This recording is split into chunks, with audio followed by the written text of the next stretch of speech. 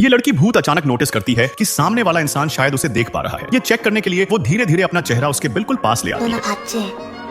कुछ खुद को मुसीबत में डालने से बचने के लिए आदमी मजबूरी में ऐसा दिखाता है जैसे उसे कुछ भी नजर नहीं आ रहा। लेकिन भूतनी को शक हो जाता है कि ये नाटक है, तो वो उसे टेस्ट करने के लिए उसके साथ एक छोटा सा खेल खेलना शुरू कर देती है। इसी तरह वो चालाकी से आदमी की चाल पकड़ लेती है। तभी जब वो बदबू छोड़कर अटैक करने ही वाली होती है, अचानक आदमी उल्टा उस पर ताबड़तोड़ हमला कर देता है। भूतनी ने सपने में भी नहीं सोचा था कि ऐसा होगा। वो बुरी तरह पिट जाती है और तुरंत आदमी से माफी मांगने लगती है। जब वो वादा करती है कि आगे कभी वापस नहीं आएगी, तब जाकर आदमी उसे छोड़ता है। जाते जाते वो आदर से आदमी को अलविदा कहती है और खुद ही गायब हो जाती है। उस आदमी का नाम था फेंगबा। वो हर एक छोटे भूत को मारने पर 1 मिलियन कमाती थी। लेकिन पूरे 1 साल लगातार काम करने के बाद भी उसे एहसास होता है कि उसके पास सिर्फ 120 मिलियन ही जमा हुए हैं, जबकि उसका टारगेट था पूरे 1 बिलियन हान युआन। अपने सपने को जल्दी पूरा करने के लिए पागलों की तरह ऑर्डर लेना शुरू कर देती है। इसी दौरान एक दिन उसे अचानक 10 मिलियन का एक बड़ा ऑर्डर मिलता है और टारगेट था बस एक गर्ल्स हाई स्कूल में मौजूद छोटा सा भूत। ये सुनते ही फेंगबा बिना टाइम वेस्ट किए सीधे उस स्कूल पहुंच जाती है। स्कूल में घुसते ही वो देखती है कि एक क्लासरूम के अंदर एक भूतनी खड़ी है। दिखने में वो काफी साफ सुथरी और मासूम लग रही थी, बिल्कुल नुकसान न करने वाली। लेकिन जैसे ही फेंगबा को अपने मिलने वाले 10 मिलियन याद आते हैं, वो कुछ बोले बिना सीधे हमला कर देती है। अगले ही पल फेंगबाई को लगता है कि शायद उसने गलत इंसान पर हाथ उठा दिया है, तो वो तुरंत झुककर देखने लगती है। तभी भूतनी पलटकर उसकी आंखों पर उंगलियां मार देती है और मौका पाकर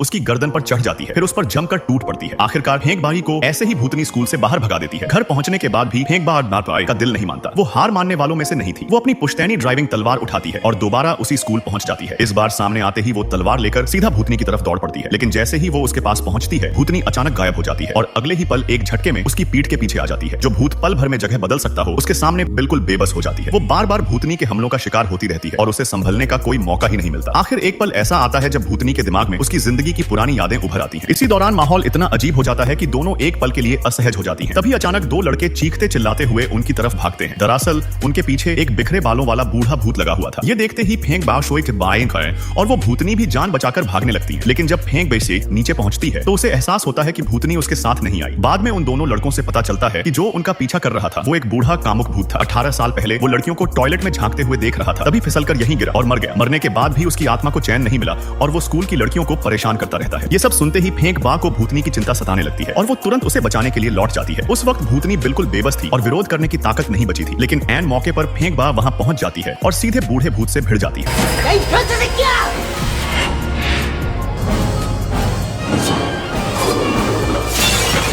दोनों के बीच जबरदस्त हाथापाई शुरू हो जाती है, मगर ताकत का फर्क बहुत ज्यादा था। फेंगबा और भूतनी मिलकर भी उसका मुकाबला नहीं कर पा रही थी। तभी लड़ाई के बीच भूतनी की नजर बूढ़े भूत के सिर के पीछे पड़ती है और उसे उसकी जानलेवा कमजोरी समझ आ जाती है। वो तुरंत आगे बढ़कर बूढ़े भूत को जकड़ लेती है और उसी पल फेंगबा अपनी तलवार से उसके सिर के पीछे पूरी ताकत से वार कर देती है। इस तरह बेहतरीन तालमेल से दोनों मिलकर उस बूढ़े भूत को खत्म कर देती है। इस घटना के बाद एक इंसान और एक भूत साथ आ जाते हैं और दोनों मिलकर असली ड्राइविंग के रास्ते पर निकल पड़ते हैं।